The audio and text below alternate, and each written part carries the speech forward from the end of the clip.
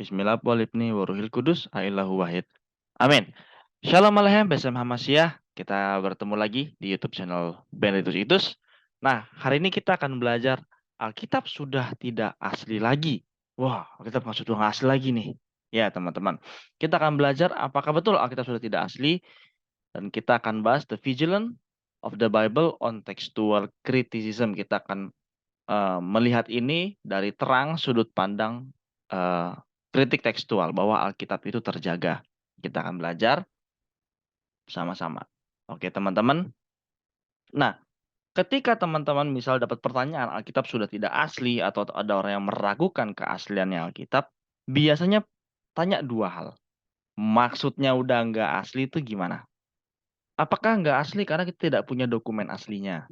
Misalnya kita tidak punya tulisan langsung para rasul atau tulisan langsung Yohanes misalnya, atau tulisan langsung Musa.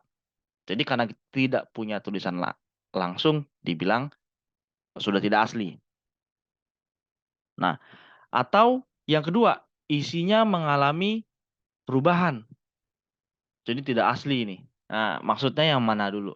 Kalau yang maksudnya tidak ada dokumen aslinya, nanti bukankah kalau misalnya yang bertanya itu dari teman-teman Muslim yang berpolemik terhadap kita, bukankah Quran sendiri pun tidak ada tulisan aslinya yang ada dari zaman Rasulullah atau bahkan dari zaman Utsman, Rasyam Utsmani juga nggak ada, sama aja. Berarti dia nggak asli dong.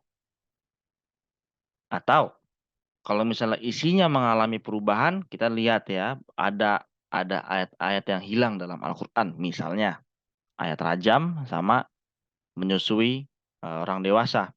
Itu nggak ada di ayat Quran sekarang dan beberapa hadis mengatakan itu ada di zaman dulu. Nah, tapi kalau nanya ateis gimana nih? Wah, ini dia. Kalau nanya ateis lebih berat nih. Oke. Nah, kita akan jawab ini berdasarkan sudut pandang kritik tekstual. Wih, mantep. Apalagi itu kritik tekstual ya, makanan apalagi itu. Kita akan belajar. Sebelumnya, kita dengar dulu video intro yang satu ini. يا رحيم ارحمني يا الله بحسب عظيم رحمتك وبحسب كثرة رافاتك امحو مآثمي.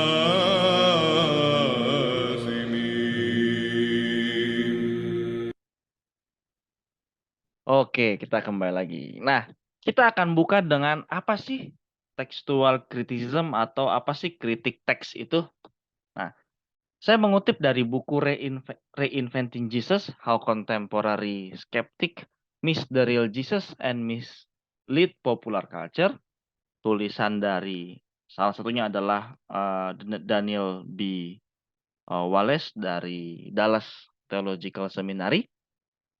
Dia menulis begini, dia bersama dua teman ya, dia tulis. Textual criticism is the study of copies of any written document whose original is unknown or non-existent in order to determine the exact wording of the original. Jadi kritik teks itu secara umum adalah studi mengenai salinan atau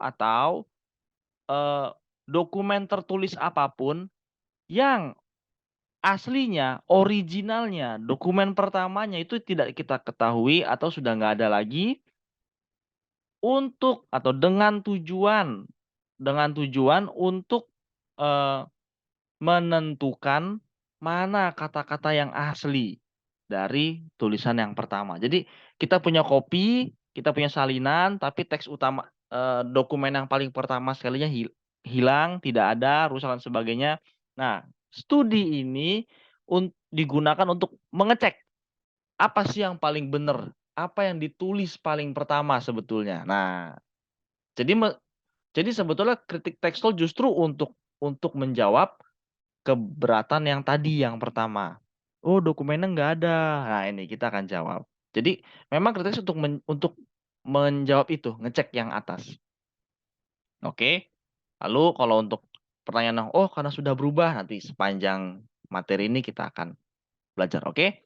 Nah, teman-teman boleh cek pengertian ini ada dalam Reinventing Jesus halaman ke-55. Nah, by the way teman-teman kalau lihat yang ada tanda merah itu mungkin saya download PDF-nya kurang bagus atau bagaimana, dia nggak ada nomornya, jadi itu halaman ke-55 dari PDF-nya yang saya punya. Harusnya sih beli bukunya lebih baik. Oke, kita lanjut. Nah, masih menurut buku yang sama, ini halaman 56, textual criticism itu dibutuhkan untuk perjanjian baru karena dua alasan. Yang pertama, original dokumennya, dokumen pertama sekalinya itu yang kita kenal sebagai autograph, jadi namanya autograph itu ya, tulisan pertama sekali disebut autograph, itu sudah nggak ada. Jadi kekristenan mengakui bahwa kita tidak punya lagi dokumen pertama, tulisan langsung Markus tuh nggak ada. Yang pertama sekali tulisan Markus memang sudah tidak ada dokumennya. Jadi autograph itu sudah tidak ada. Nah, itu alasan pertama. Alasan kedua apa? Tidak ada dua salinan yang 100% sama. Ya, jadi nggak ada salinan yang 100% sama. Pasti ada perbedaan. Di sini no two copies agree complete. Jadi tidak ada salinan yang sama, persis sama tuh nggak ada.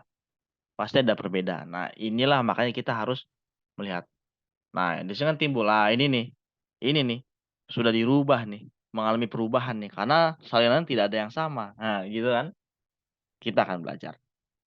Oke, kita lanjut. Nah, kita akan buka dengan pertama pengantar tentang manuskrip. Apa sih manuskrip itu? Nah, ini saya kutip dari The Text of New Testament, Its Transmission, Corruption, and Restoration. Ini ditulis oleh Bruce M. Metzger bersama muridnya Bart Ehrman. Bart Ehrman. Ya, teman-teman tahu Bart Ehrman? Iya, terkenal sekali. Ya, ini waktu dia tulis bareng sama gurunya. Ini yang menulis gurunya bareng sama dia. Jadi dikatakan begini. Lebih dari 5.700 manuskrip berbahasa Yunani that contain all part of yang di seluruh perjanjian baru. The following are among the most important. They are listed under the usual category of papyri, mayuscule, and minuscule. Jadi ada lebih dari 5.700 naskah berbahasa Yunani di salinan dari seluruh perjanjian baru tuh ada 5.700 naskahnya ya. Jadi kita punya naskah tuh banyak banget, lebih dari 5.700. Dan yang paling penting, mereka itu kebanyakan kita temukan dalam papirus atau dalam mayuskul dan minuskul. Nah, teman-teman boleh cek ini ada di halaman 52. Nah, masih bingung nih, apa sih? Oke. Saya kutip dari pengantar praktis studi-studi kitab Injil halaman 188 tulisan Pak King Gadas. Pada masa ketika Alkitab disalin, material yang digunakan adalah papirus. Material yang diolah dari pelepah pohon papirus yang banyak tumbuh di Alexandria, Mesir. Dan perkamen, material yang diolah dari kulit binatang. Jadi pada masa itu adalah sudah ada tulisan ya. Jadi abad pertama orang sudah mengenal kertas, orang sudah mengenal tulisan. Oke. Meskipun mahal sekali harganya, tapi orang sudah kenal kertas. Nah, kertas-kertas itu didapat dari pohon papirus. Maka kita sebutnya papirus, kertas papirus. Nah, 5.700 itu sebagian besar ditulis di papirus. Dari pohon. Nah, itu pohonnya yang sebelah itu tuh. Yang sebelah itu tuh pohon tuh ya. Goyang-goyang. Nah, selain papirus, ada juga yang disebut perkamen. Apa sih perkamen? Perkamen itu dia sama kayak papirus, tapi dibikin dari kulit binatang. Oke. Nah, terus apa tuh mayuskul, apa tuh minuskul? Nah, mayuskul itu adalah huruf Yunani yang ditulis pakai huruf besar, ditulis di perkamen. Minuskul juga ditulis di perkamen, tapi dia pakai huruf kecil. Jadi disebutnya mayuskul, dan disebutnya minuskul. Ada juga yang sebut mayuskul itu sebagai unsial. Jadi mayuskul atau unsial itu sama, minuskul kecil. Jadi gampang, mayus besar, minus kecil. Itu ditulis di perkamen, terus ada juga yang ditulis di papirus. Pokoknya tadi dibilang ada 2. Sorry ada 3 ya. Di papirus, minuskul, mayuskul. Oke. Nah, dari kriteria atau dari kategori ini aja yang hanya berbahasa Yunani aja. Jadi Alkitab tuh disalin pakai bahasa Yunani. Salinan yang berbahasa Yunani itu sebanyak 5.700 salinan. Itu merupakan salinan sangat banyak sekali, teman-teman. Ya, 5.700 itu gede, banyak banget, coy. Banyak banget, bro. Banyak banget, sis. Oke, kita lanjut. And then, lalu apa? Dan lebih dari 10.000 dalam bahasa Latin. Wow, gila nggak lo? Jadi manuskrip dalam bahasa eh, Yunani, manuskrip itu tulisan tangan, salinan tulisan tangan. Dalam bahasa Yunani itu ada 5.700, dalam bahasa Latin ada 10.000. Jadi Alkitab itu sangat banyak sekali yang menyalin. Sangat banyak sekali. Jadi perkataan Yesus itu bukan cuman eh, sesuatu yang turun ke para murid lalu nggak ada yang tahu lagi. Enggak, tapi ketika itu turun kepada murid itu disampaikan, itu didengar, itu dicatat, itu disalin, dan itu terus disalin. Jadi Injil tuh di-copy dengan luar biasa pada masa itu sampai jumlahnya tuh luar biasa, 10.000 salin dalam bahasa Latin, bayangin. Kita jual buku aja kalau bisa jual 10.000 eksemplar tuh kayaknya udah best seller dah. Udah bukan best seller lagi, meledak kayak di pasaran tuh 10.000 eksemplar. Tapi di Alkitab disalin 10.000. Ada 10.000 salinan. Meskipun tidak utuh bentuknya semua Alkitab, tapi ada 10.000 salinan. Dalam bahasa Latin, tambah yang Yunani 5.700, udah 15.000 salinannya Alkitab. Ini tulisan tangan. Jangan mikir Alkitab cetak ya. Ini tulisan tangan yang dari papirus, dari mayuskul, minuskul, gitu-gitu. Nah, terus apa lagi? Selain Alkitab disalin, ternyata Alkitab juga dikutip oleh Bapak Gereja. Dan jumlah kutipan dari Bapak Gereja tentang Alkitab, jadi jumlah kutipan Alkitab dari Bapak Gereja itu mencapai 1 juta kutipan. Wow, banyak ya, banyak. Terus teman-teman pikir, iya, terus gunanya apa nih kita belajar kritik tekstual, ngomongin Bapak Gereja kutipan banyak. Ya, kutip-kutip wajar. Terus salinan banyak wajar. Oke, hold on. Nanti kita bahas di situ ya. Nah, ini saya kutip dari Dethroning Jesus, Exposing Popular Culture Quest to Unseat the Biblical Christ. Tulisan dari Darrell L. Block and Daniel B. Wallace tahun 2007, diterbitkan oleh Thomas Nelson, publisher halaman 51. Ya, teman-teman boleh cek bukunya. Nah, kenapa tadi kita sebut? Karena ini yang kita sebut dengan embarrassment of riches.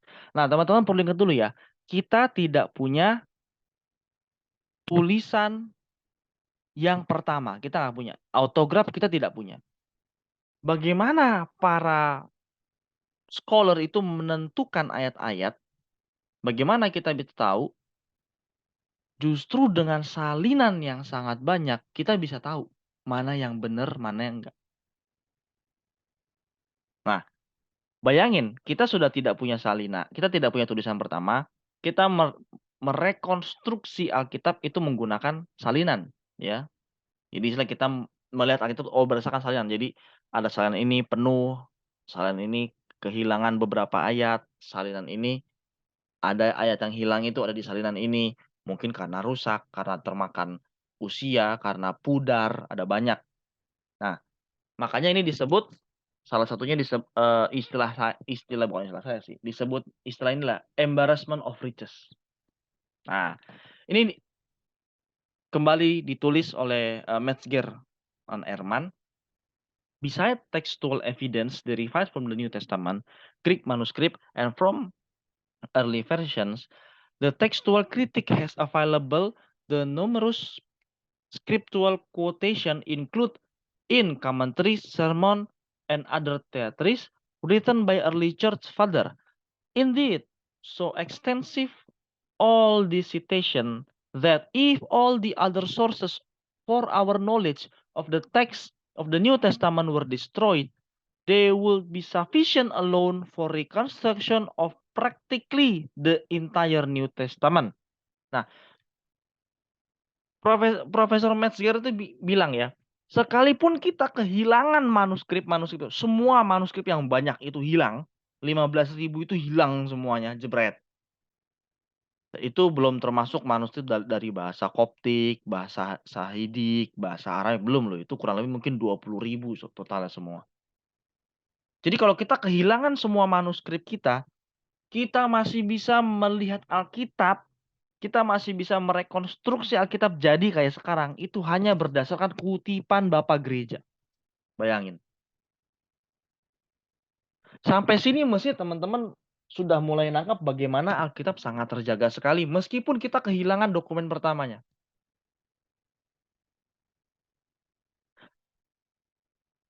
Alkitab direkam dalam banyak hal, dalam banyak sisi, dalam banyak salinan, supaya apa? Kita lihat tulisan pertamanya lewat dari salinan-salinan. Nggak ada salinan, kita masih punya kutipan. Bapak gereja yang kutip. Oh, dia waktu bikin khotbah, dia kutip dari Markus misalnya. Waktu dia bikin khotbah, dia kutip dari Kisah Para Rasul. Waktu dia khotbah, dia kutip lagi dari 2 Tesalonika misalnya. Terus dia bikin tafsir Alkitab, tafsir Roma pasal 3, maksudnya begini ya. Itu semua 1 juta kutipan. Kenapa kita bisa merekonstruksi itu? Logikanya, kalau itu dikutip Bapak Gereja pada masa itu, berarti Bapak Gereja tahu pada masa itu Alkitab atau ayat tersebut sudah ada pada masa itu. Bahkan ayat itu ayat yang dipercaya Bapak Gereja ada dalam Alkitab. Jadi meskipun nanti kita lihat ya, ada beberapa yang di manuskrip tidak ada, tapi Bapak Gereja sudah kutip, Bapak Gereja yang sejaman, itu kita bisa pakai. Karena Bapak Gereja mengutip Alkitab. Meskipun manuskrip kita nggak punya sekarang, pada masa itu kemungkinan besar manuskripnya ada. Makanya dia bisa kutip. Logikanya ke situ. Jadi Alkitab ini luar biasa, meskipun dia kehilangan autografnya, entah karena perang, karena masa penindasan kekristenan yang sangat berat, karena termakan usia, tapi tulisan pertama itu sudah disalin. Nah, begitu disalin, itu disebarluaskan, disalin lagi, sampai sangat banyak banget. Lalu dikutip oleh bapak-bapak gereja. Jadi ini sangat banyak sekali. Ini bukti yang luar biasa dari Alkitab. Oke? Nah, sekarang ada sponsor bilang tunggu sebentar. Jadi setelah kita ngoceh panjang lebar Alkitab itu, kita udah bisa nangkep ya bagaimana terjaganya Alkitab. Ini ada yang bilang tunggu bentar. Oke, kenapa? Ternyata dalam buku Misquoting Jesus tulisan Dr. Bart Ehrman ini, setelah dia tidak sama gurunya ini, terbitan Harper's Collins Publisher halaman 89 sampai 90, dia katakan begini. With this abundance of evidence, what can we say about the total number of variants known today? Scholars differ significantly in their estimates. Some say there are 200.000 varian, beberapa lagi mengatakan 300.000 varian, beberapa orang mengatakan ada 400.000 varian. Jadi ada 400.000 perbedaan. Or more, bahkan lebih. We do not know for sure, kita tidak tahu secara jelas, secara pasti, karena meskipun kita punya kecanggihan teknologi, tapi nggak ada orang yang benar-benar bisa untuk menghitung itu semua. Mungkin kita harus meninggalkan ini kepada terminologi komparatif. Yang jelas banyak variasi di antara manuskrip. Wow, ngeri banget. Jadi gini, Tadi kita lihat di atas ya. Kenapa ada studi studi kritik tekstual? Karena kita tidak punya dokumen pertamanya. Oke. Nah, dokumen pertamanya kita tidak punya, tapi kita punya salinan dari dokumen pertama. Orang sudah salin, puji Tuhan. Tapi masalahnya salinan-salinan yang begitu banyak ternyata berbeda satu dengan yang lain.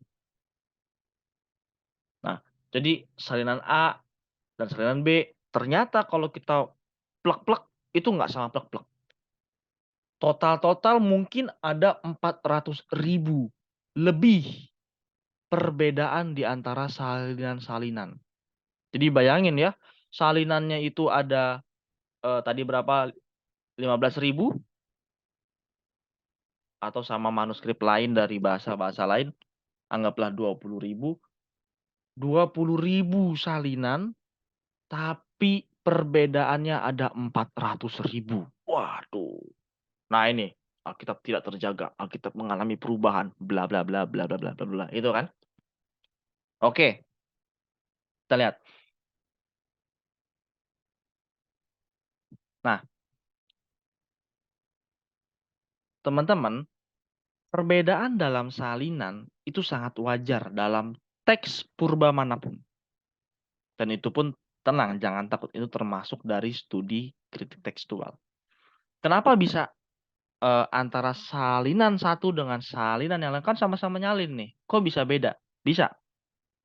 Karena ada yang pertama eh, dia tuh menyalin secara pribadi. Dia salin sendiri. Dia duduk di meja, dia ambil manuskrip yang panjang lebar itu, lalu dia ambil manuskrip, dia ambil papirus yang masih baru, dia salin.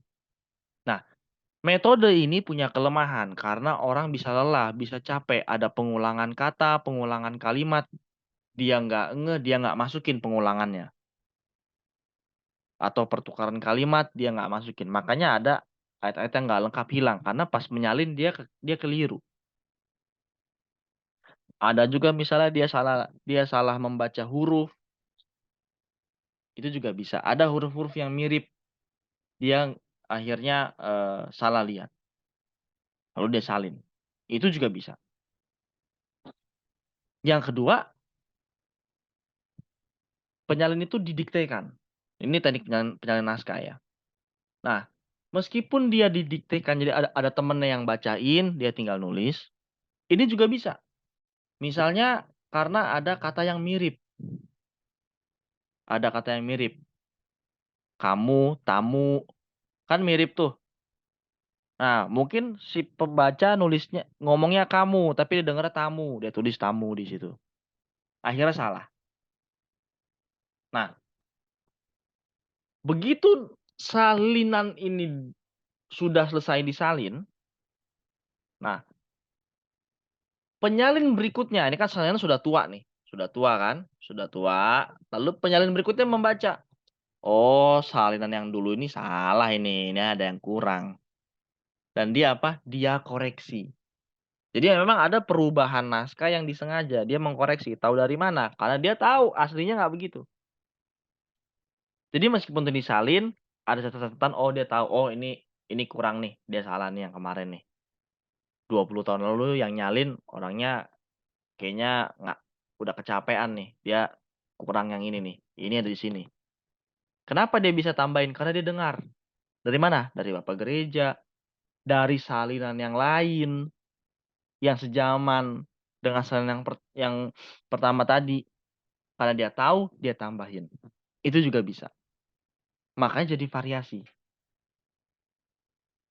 Nah, ini saya kutip dari pengantar praktis studi kitab-kitab Injil, halaman 188 sampai 189. Ini ngomongin salinan. Jadi, salinannya bisa keliru. Bisa. Bisa banget. Bisa terjadi perbedaan antara satu salinan dengan salinan yang lain. Dan itu kita akui banyak sekali perbedaan di antara salinan dengan salinan. Jadi salinan A dengan salinan B tidak sama persis. Itu yang tadi di atas disebutin. Makanya kita butuh studi kritik tekstual. Ya. Ingat yang pertama, karena sudah tidak punya dokumen pertamanya, dokumen aslinya, originalnya, tulisan tangannya, Yang kedua karena nggak ada dua salinan yang sama persis. Nah, itu istilah ada sih yang sama persis, cuman maksudnya bukan itu karena banyak perbedaan. Makanya kita perlu studi ini. Lalu, apakah Alkitab tidak terjaga? Sabar, ini baru berapa slide, coy. Sabar, coy ya. Nonton terus, jangan takut. Nah, teman-teman lihat itu di sebelah kanan atas itu ada tulisan. Ini diambil dari Codex Sinaiticus. Pada masa itu, tulisan Yunani itu kayak begini. Teman-teman nggak kelihatan ya? Nggak kelihatan, oke. Nah, ini lebih gede. Ini lebih gede. Nah, siapa teman-teman yang bisa baca eh, Yunani? Ini huruf besar nih. Ini diambil dari Codex Sinaiticus Yohanes 1 ayat 1. En arche, en hologos, kai hologos, en prostonteon, kai theos, en hologos. Ini adalah Yunani yang modern yang kita bisa baca sekarang. Tapi pada masa itu dia enggak, dia tulisnya nyambung. Ini disebut sebagai skip scriptio continua. Scriptio continua ini kurang. Nah, scriptio continua ini dia tulisnya sambung. Kenapa disambung? Karena pada masa itu papirus harganya mahal. Untuk menghemat space, menghemat spasi, dia sambung hurufnya. Kurang lebih kayak begitu. Nah, kalau teman-teman mau lihat manuskripnya, boleh cek di bawah tuh ada codexsinaiticus.org. Nah, kalau kita baca, jadi begini nih, saya belah-belah ya. N, arche, N, O. Nah, ini logos. Nah, ini namanya scribal habits nih. Ini namanya scribal habits. Nih. Cut. Nah, ini kan ada kecil tuh. Cut. Nah, ini wajar. Tuh. Ya, lihat kan? Kalau kita belah-belah. Nah, ini yang tadi. Jadi kalau orang itu bacain, dia juga bisa keliru membacanya. Jadi kalau dia melihat ini bisa salah, menyalin sendiri pun bisa salah. Jadi teman-teman ngerti nih, oh wajar dia salah. Ya wajar, wajar. Ini baru satu kasus. Sebenarnya ada banyak kasus lagi yang membuat itu jadi sangat mungkin salah. Misalnya eh, apa penggunaan singkatan kemuliaan misalnya. Ada banyak yang membuat itu kemungkinan besar salah, ada banyak. Tapi ini salah satunya. Jadi teman-teman paham. Oh, wajar kalau dia salah. Iya, wajar. Terus misalnya bayangin, ini udah kecil nih. Ini dia kalau nggak hafal hologos, lalu dia nggak kebaca, mungkin kebaca yang lain berubah lagi bunyinya.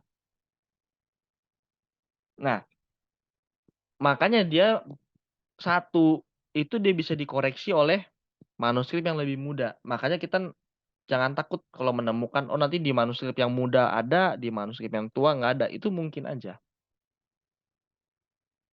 Oke, kita lanjut. Nah, kita punya banyak salinan, tapi beda-beda. Itu bagaimana tuh? Kita udah pusing nih. Nah, jangan takut teman-teman.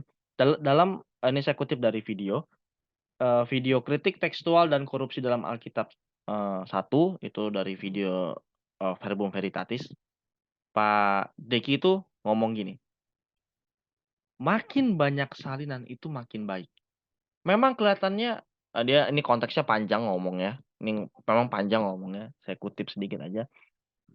Dalam studi ini, meskipun kita melihat banyak variasi antara satu manuskrip dengan manuskrip yang lain, satu salinan dengan salinan yang lain, tapi prinsipnya adalah semakin banyak salinan, semakin baik. Kenapa? Kita bisa lihat. Sekarang gampang gini nih. Kamu dikasih info sama satu orang. Lalu kamu dikasih info yang sama 7 orang. 7 orang ini ngomong tidak sama persis. Tapi kamu bisa lebih menebak, mendapat gambaran tuh dari yang mana? Satu atau dari yang 7? Dari yang 7. Karena kita bisa perspektifnya masing-masing, oh yang tujuh ini, kita oh lengkap jadinya begini. Itu contohnya begitu, meskipun tidak begitu mendekat, tapi itu begitu contohnya. Misalnya mau dari Jakarta ke Bali, kita tanya ke 11 orang. Kita jadi tahu nih, oh naik bis tuh ini. Kita jadi paham. Jadi kita tidak hanya terpatok pada satu. Jadi kita nggak tahu nih kalau cuma satu, dia bener apa salah kita nggak bisa cek. Tapi kalau ada 11.000 orang yang kasih tahu kamu bagaimana dari Jakarta ke Bali naik bis, kamu pasti akan dapetin knowledge yang sangat cukup sekali untuk naik bis dari Jakarta ke Bali.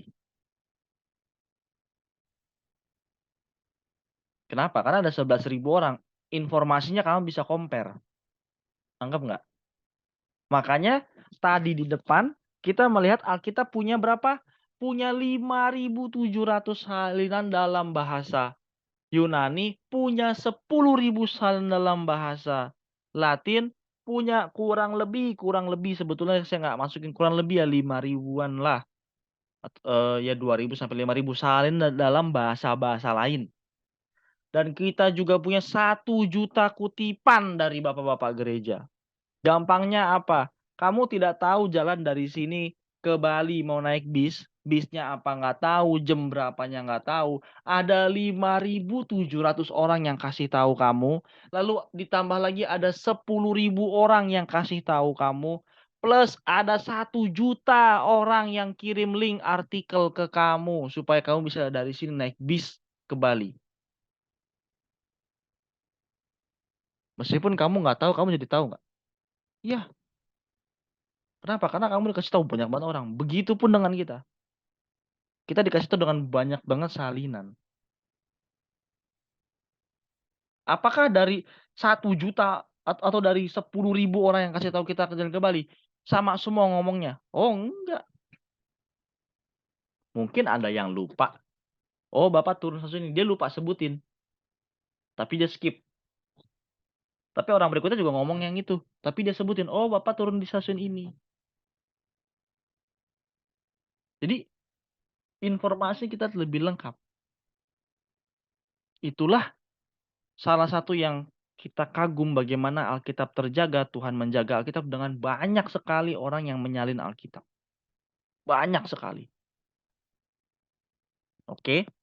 Nah, kalau teman-teman merasa, apa sih angka ini tidak begitu menakjubkan? Kita lihat sama-sama teman-teman. Ini saya kutip dari bukunya Pak Bambang Nursena, Answering the Misunderstanding, volume kedua, terbitan Institute for Syria Culture Studies, halaman 92. Ini ada list semua tulisan-tulisan kuno, nggak semua sih beberapa. Di bukunya Pak Bambang lebih komplit, ini saya kutip beberapa. Misalnya tulisan Homer, judulnya Iliad. Itu ditulis tahun 800 sebelum Masehi. Salinan tertuanya itu 400 sebelum Masehi. Oh, ini saya kurang tulis. Ini harusnya sebelum Masehi. Nah, ini harusnya gini, sebelum Masehi.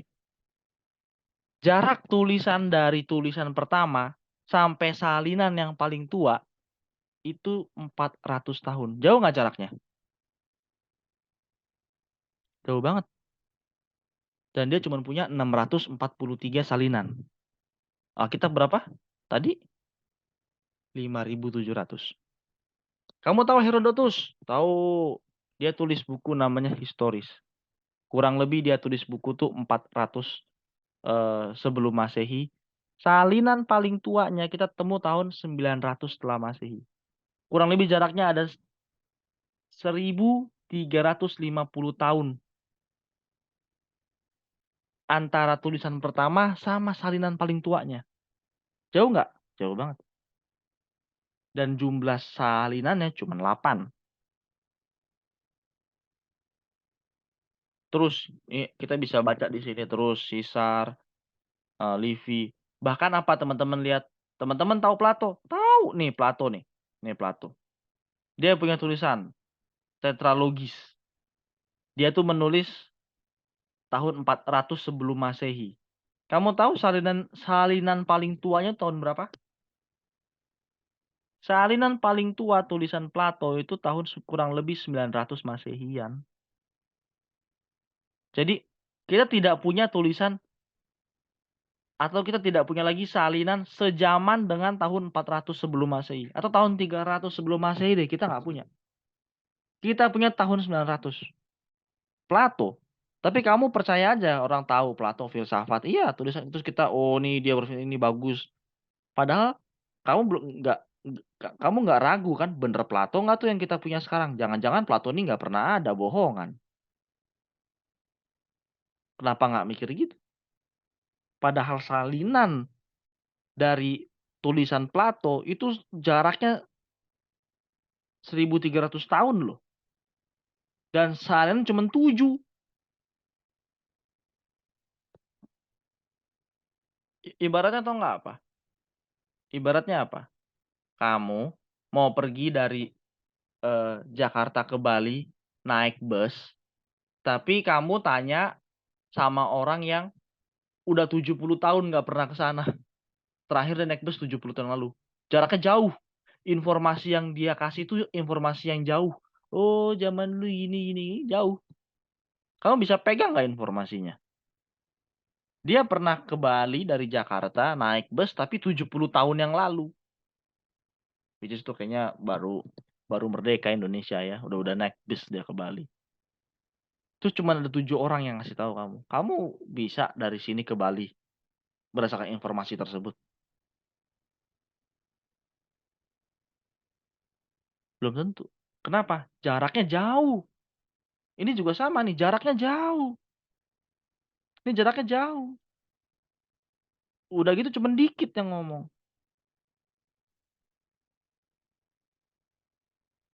Nah, kita lihat bagaimana Alkitab. Ini masih dari bukunya Pak Bambang Nursena, Answering Misunderstanding volume kedua, terbitan Institute for Syriac Study, halaman 93 sampai 94. Terus begini, sekarang bandingkan dengan Perjanjian Baru.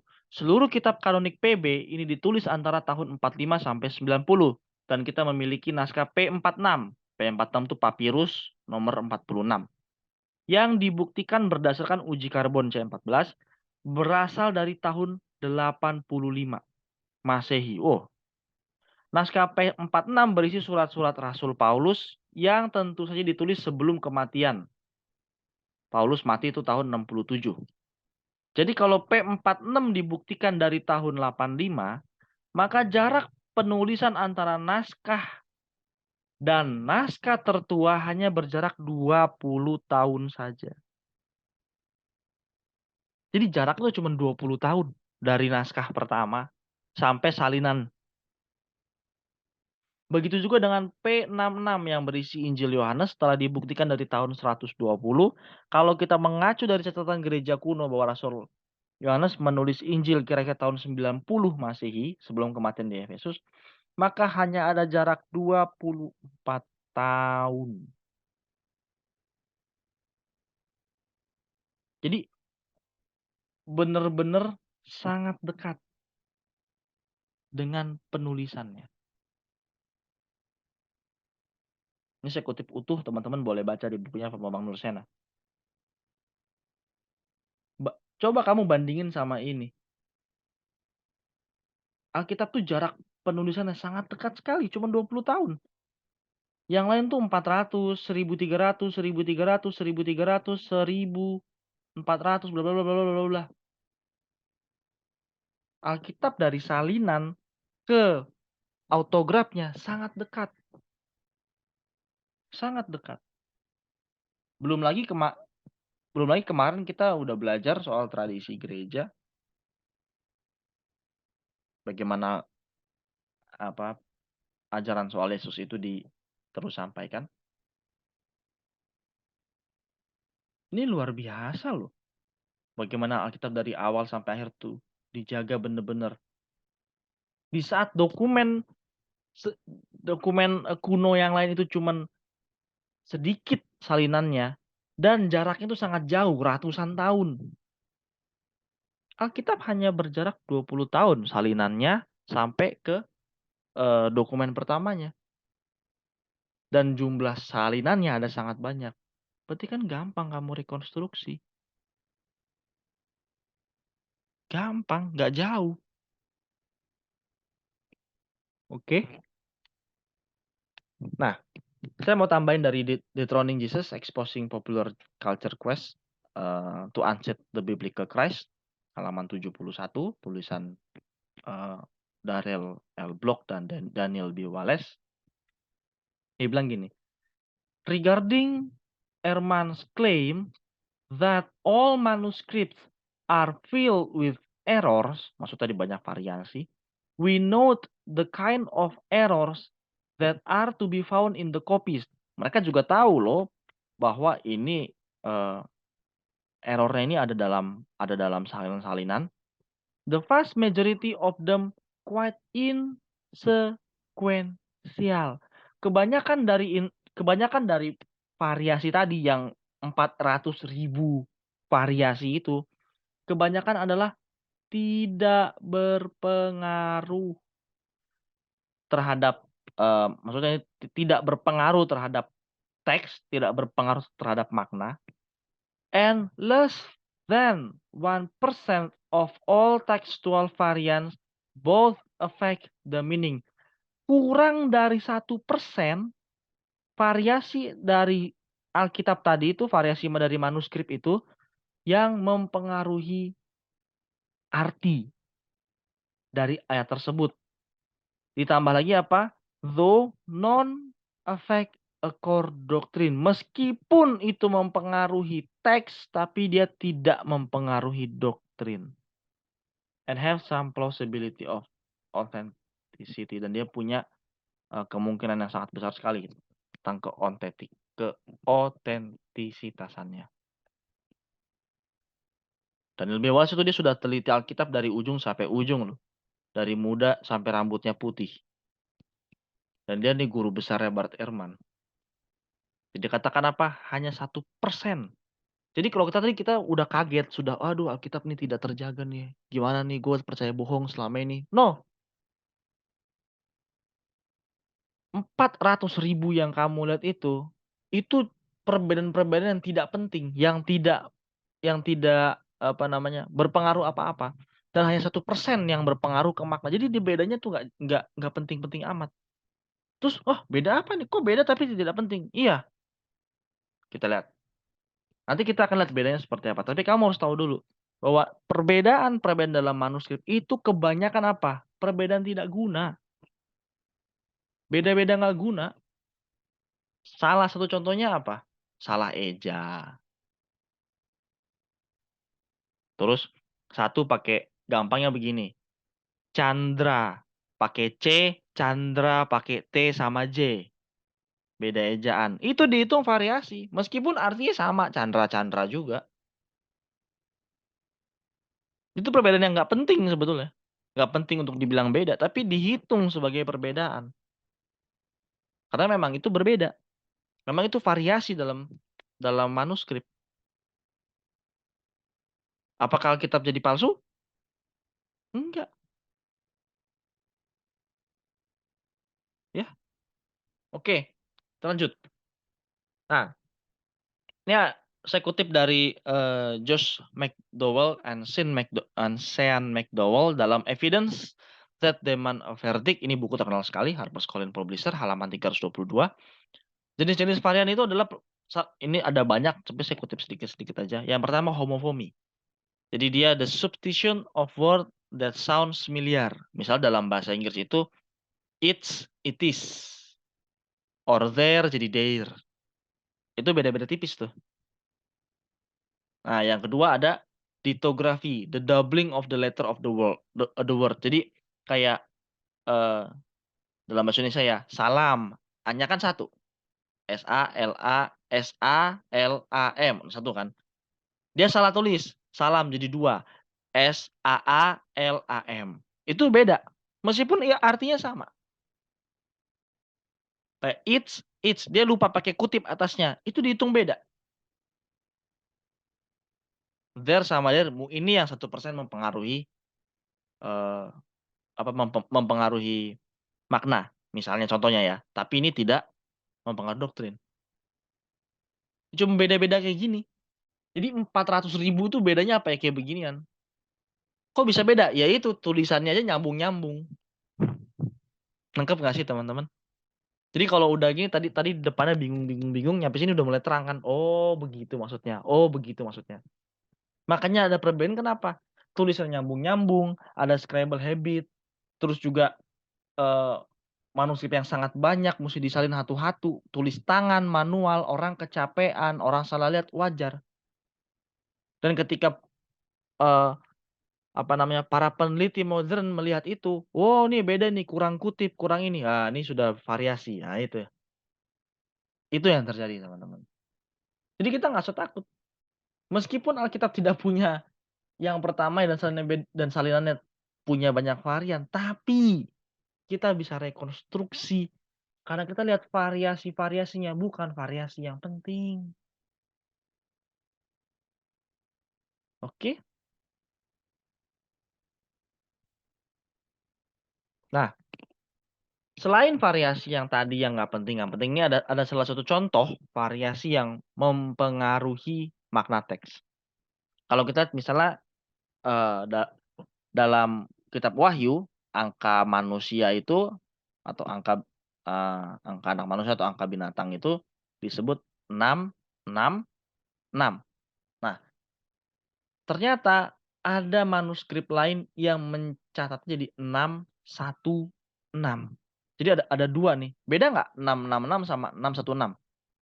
Beda, ini adalah jenis variasi tekstual yang mempengaruhi makna. Jadi antara 666 sama 616 beda jauh, kelihatannya beda, tapi dalam huruf ininya sih mirip, dalam huruf Yunaninya mirip. Oke, ini beda, mempengaruhi makna iya. Pertanyaan saya, doktrin mana yang dipengaruhi? Ada orang,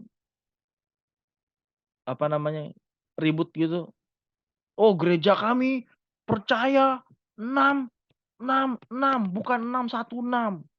Enggak, ini apakah 666 atau 616 berpengaruh ke doktrin Allah?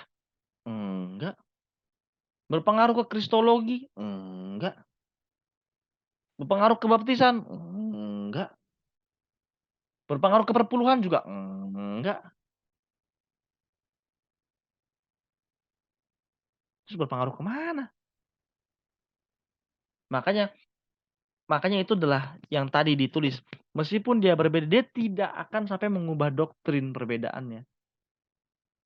Karena perbedaan-perbedaan kecil-kecil. Maka teman-teman nggak usah takut ketika, Alkitab itu dihadapkan pada, apa namanya, kritik tekstual, "Oh manuskripnya beda-beda," gini, nggak usah takut.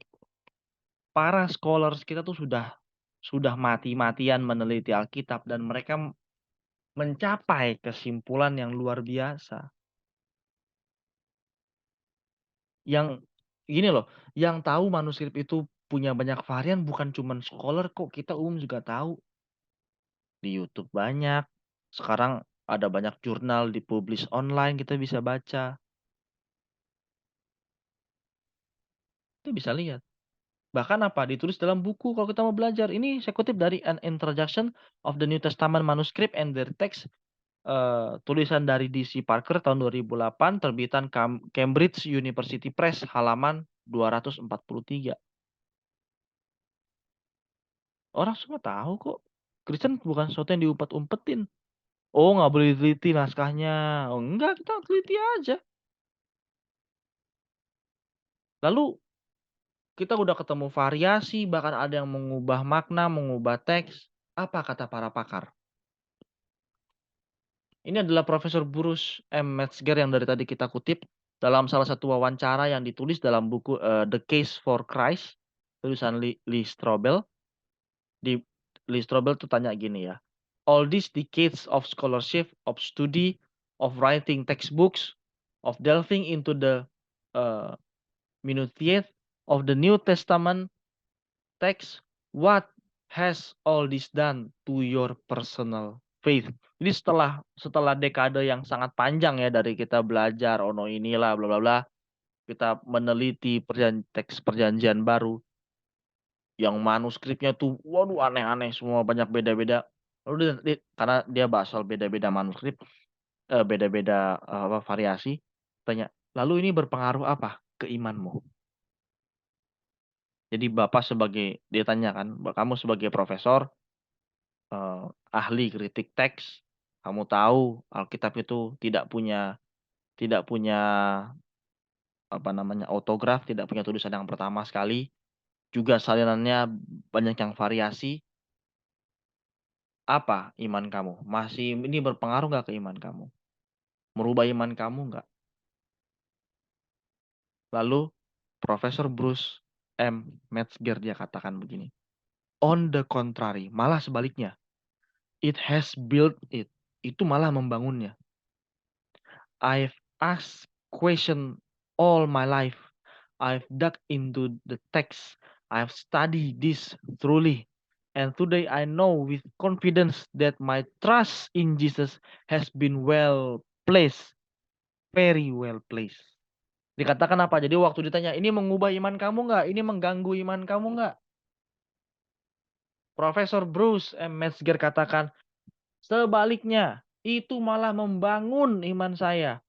Saya udah bertanya pertanyaan ini seumur hidup saya. Saya udah menggali teks. Saya udah studi ini. Dan hari ini saya bisa katakan dengan sangat yakin, iman saya pada Yesus itu ditempatkan di tempat yang benar. Tempat yang sangat benar. Sudah sangat baik ditempatkan." Kenapa? Karena profesor tahu berdasarkan ilmu yang dia pakai, bahwa kata-kata Yesus itu sangat otentik sekali yang disalin dan direkam, diabadikan dalam ribuan naskah. Dan tidak pernah ada satupun naskah di muka bumi ini yang seperti Alkitab yang punya salinan banyak banget kayak Alkitab. Dan itu yang membuat kita jadi yakin. Sekali lagi, kamu tidak tahu dari sini ke Bali naik bus caranya bagaimana. Kamu tanya sama 10.000 orang. Dan 10.000 orang tuh akan kasih tahu kamu. Mungkin beda-beda dikit. Tapi mereka lagi ngomongin hal yang sama. Kamu bisa lihat, oh ini jadi ke sini. Makanya semakin banyak salinan semakin baik. Kita jadi bisa mengerti apa yang teks pertama sekali ngomong. Dari salinan-salinan tersebut.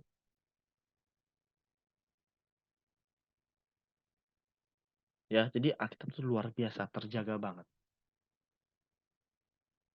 Orang nyalin Alkitab, dia udah berusaha persis sama, masih ada meleset dikit, mungkin dia kurang kutip, mungkin dia kurang titik, mungkin dia kurang belok dikit hurufnya, kelihatan jadi kayak huruf lain, dibilangnya itu, variasi, tapi justru dari banyak banget salinan kita bisa melihat, oh autografnya ngomong apa, dokumen pertamanya ngomong apa.